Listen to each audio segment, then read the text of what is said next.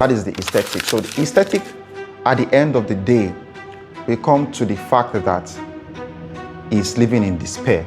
He's always scared because he cannot look at himself in the mirror. He cannot deal with the reality of who he truly is, which is an empty person. So he's always looking for something, an experience. It could be in women, it could be in music, it could be in drugs, it could be in food, it could be in entertainment, any form of pleasure. It could be in intellectual conversations, just to feel a sense of self. Anyways, that is about the aesthetic. Then secondly, Søren Kierkegaard talked about the ethical.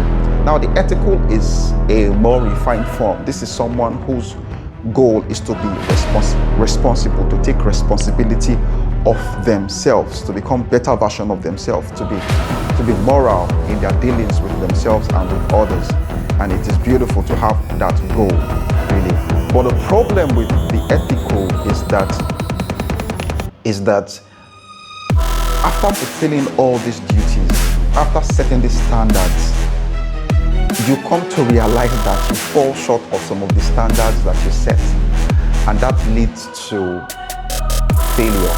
That leads to some sort of disappointment, really. So for the aesthetic, it's despair. For the ethical, it is disappointment, because you get disappointed that even these standards that I set, I'm unable to keep them. I'm unable to hold forth to them. I welcome you once again to the 18th episode of the Modus Operandi podcast, as hosted by yours truly, Dr. B. Mark, aka Dr. Macaulay Barnabas. That is beautiful to say, 18th episode. I'm grateful for the viewership, for the listenership, for the listening. I'm grateful for sharing the podcasts, telling others about the podcast. It has been a beautiful journey. So I'm excited to be here once again on this beautiful weekend. Last week was quite interesting. We talked about faith and being a Nigerian. Today is another powerful episode, and I don't think it should take time. So last month I was scrolling through my WhatsApp, then I came across a status by a friend named Tijeri.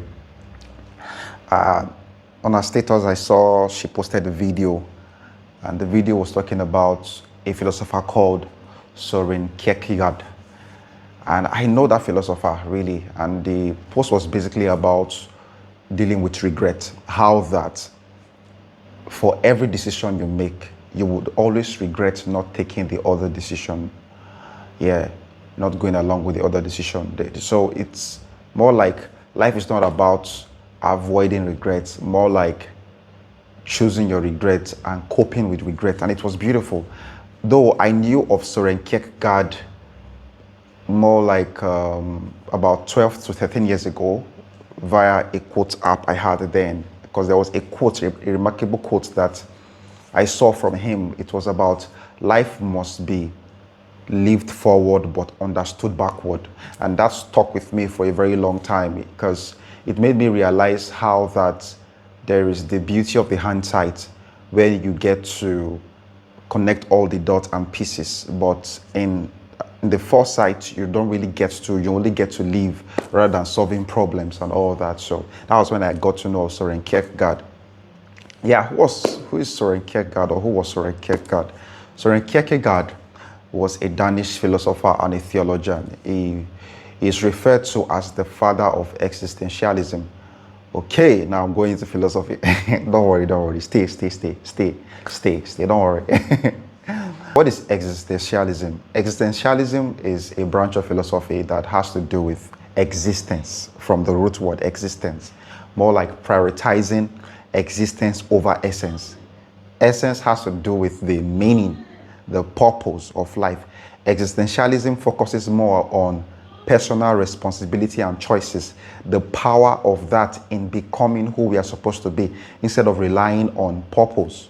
So existentialism, I don't think totally negates purpose, but it elevates personal responsibility, authenticity, and our decisions above purpose. Do I agree with that? Well, I agree with what it is trying to say. I was discussing with a friend this morning and I told him, life, yeah, no thoughts, no idea is ever singular. Everything works on variables. Once you think like this, that is the truth. Then I think he responded by saying, sure, in fact, singular explanations are often bad explanations, and that is truth. When you just go with a dogmatic approach to life, look, hard work leads to success. Hard work leads to... That is singular. There are other variables, but should we not emphasize singular? Of course we should, but we shouldn't have the illusion, should I say, the delusion to think that life works on singular principles. No, it works on multiplicity of principles. So bringing it back to whether I agree with existentialism or not, I do. Yeah, but it works in tandem along other fields, other principles and laws that governs life. So that's about that when it comes to Søren Kierkegaard. So I did more research on the concept of regret, either or, and I got some things that had to do with a write-up he did back then, and the write-up was on the aesthetic, the ethical, and the religious, and it was a very beautiful form of thought, really, and I felt like, oh, I should explore that on this episode, right? We shouldn't always be empirical. Absolutely, sometimes we should be abstract in our conversations, because everything works in tandem to making us become who we are supposed to be. Anyways, the conversation is not really abstract. It is highly empirical, funny enough, but yeah, don't get bored along the line with the theory, supposedly. So we're talking about the either-or phenomenon, or I'd say the spheres of life, the aesthetic, the ethical, and the religious. And this is so applicable even in today's world. Very, very important. So what was he talking about? So I'll start with the aesthetic. Now, the aesthetic is the individual whose goal is to maximize pleasure and intellectual fulfillment. That is the goal of the aesthetics. It does everything to avoid the enemy, which is boredom. Yes, that is the problem of the challenges of the aesthetic. It does everything to avoid boredom, and it does this by what in agriculture you call crop rotation. So it's rotating circumstances and situations. So let's use a playboy, for instance, or a playgirl.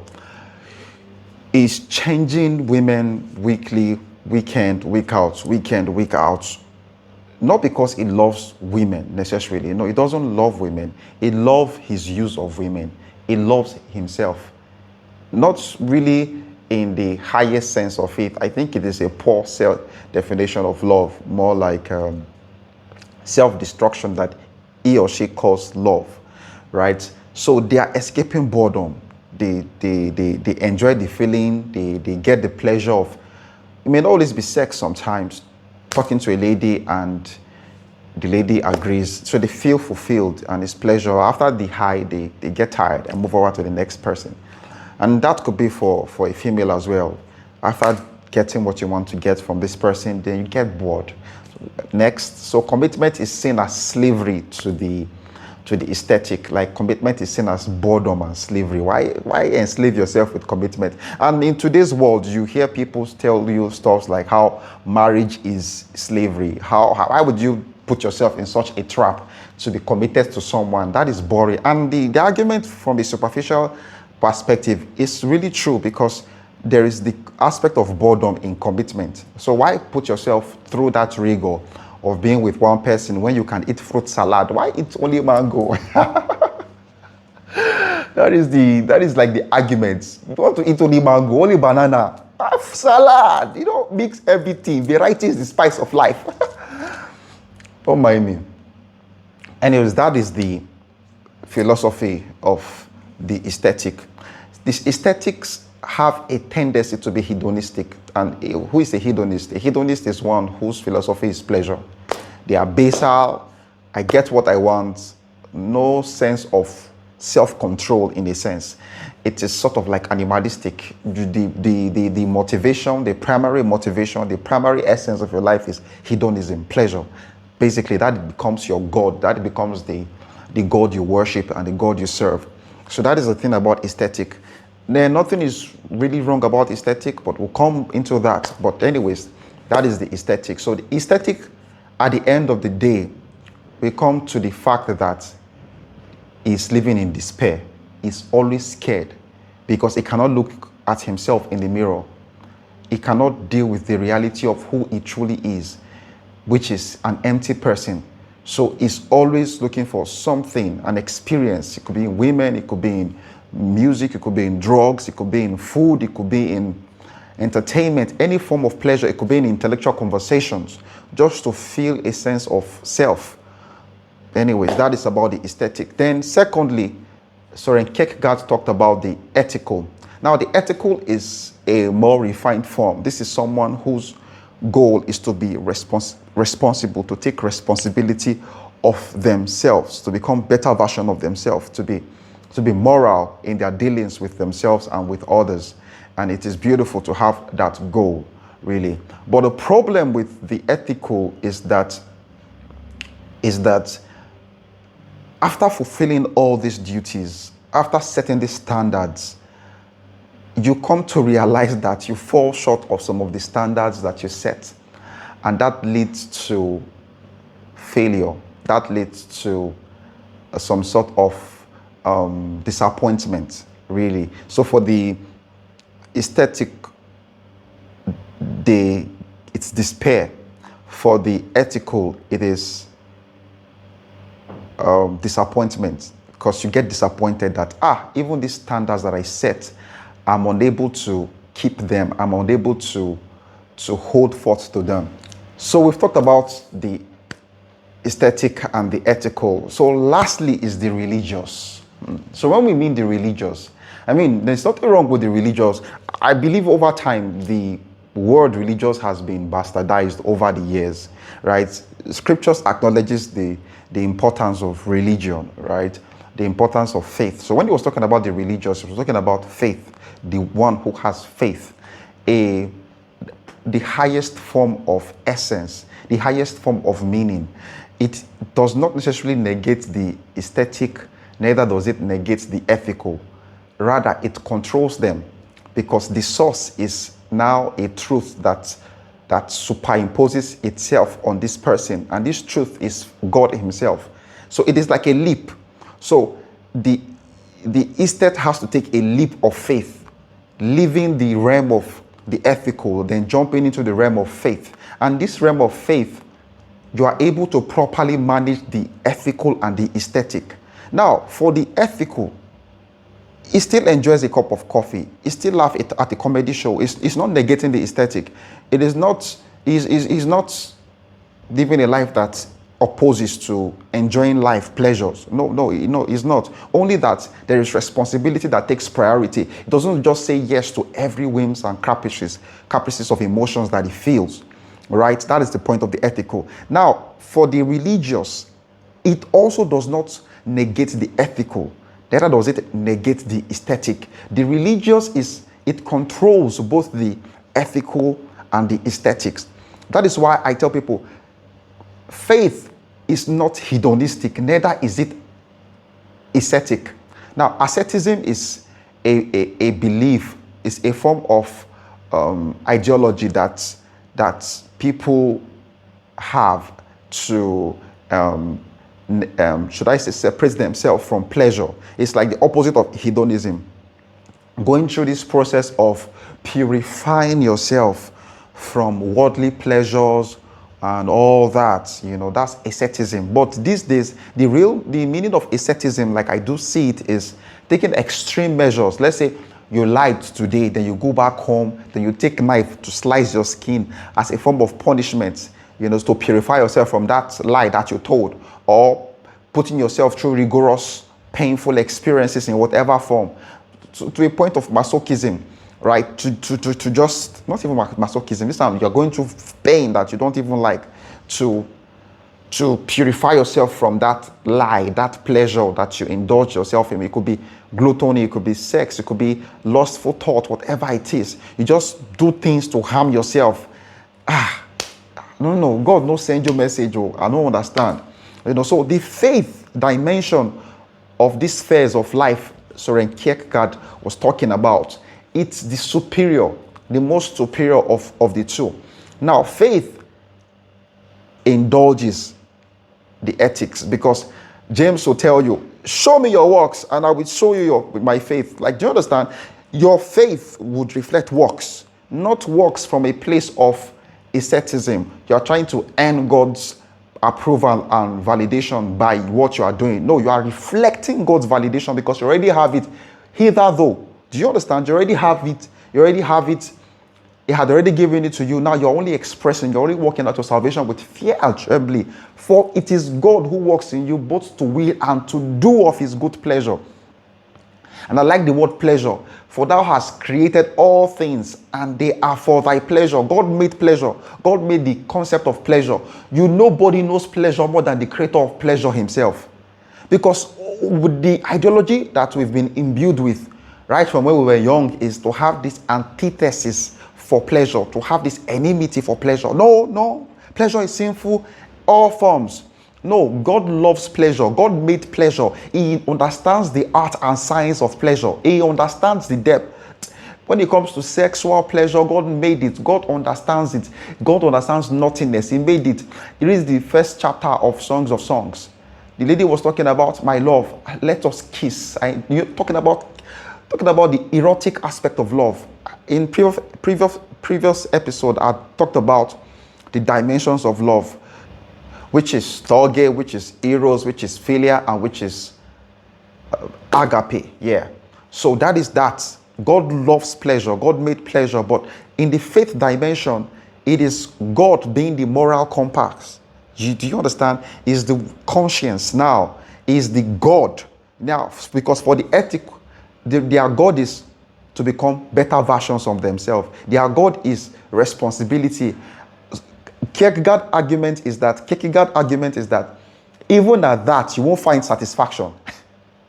He's saying that it's the aesthetic, arts, music, food, it has its place, but you won't find satisfaction. You will only live a life of despair if you make it the center of your being. And for the ethical, it is saying responsibility, moral uprightness, as good as those things are, it will not give you satisfaction, because sooner than later you will get to discover that even you cannot keep to your standard. You'll be disappointed. So disappointment awaits the ethical, despair awaits the aesthetic.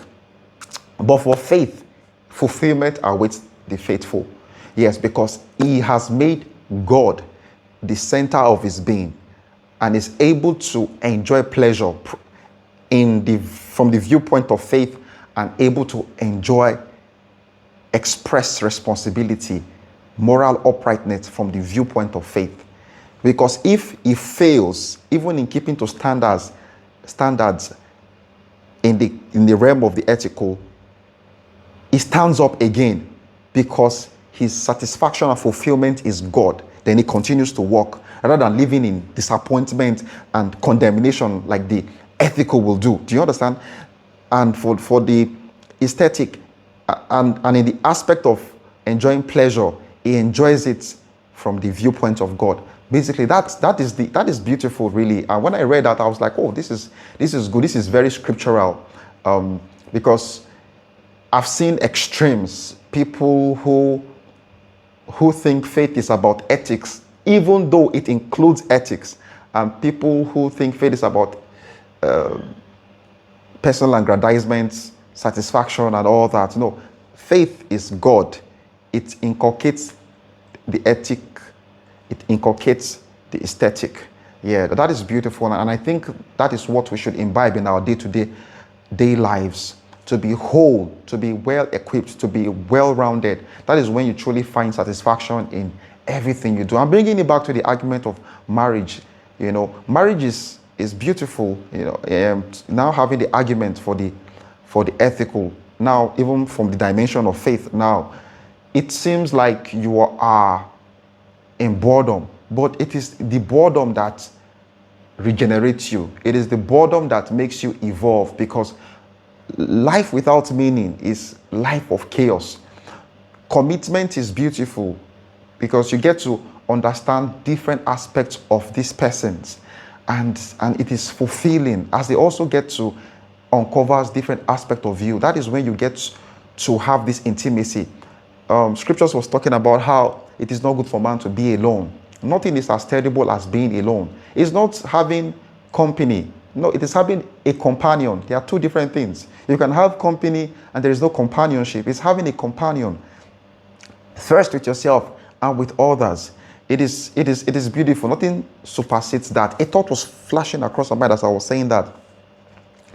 I seem to have forgotten that. Anyways, so I hope this has been a very interesting episode for you. Until next time, next week, I'll be talking about grief and regret, because regret was what brought me into this conversation. I was trying to understand what Søren Kierkegaard meant by regret, how you have to choose something and deal with regret. But now I want to talk about regret and grief, because I realize it is part of life. A lot of us are coming off age. We will start to lose people that matter to us, those who are getting older, and sometimes life will just happen and you lose your friend. These are curriculums of life, and the earlier we understand them, the better. So we are able to navigate life properly, and we're not taken by surprise too deeply by things, because I have seen people ruined because of regret or because of grief. It changes you. It deals with you in ways that you cannot even comprehend. It is something that you're not really prepared for sometimes. But when you have an understanding beforehand, you are able to properly navigate these spheres compared to someone who wasn't educated on these conversations prior. So do have an amazing weekend. God bless you. Until next time, take care.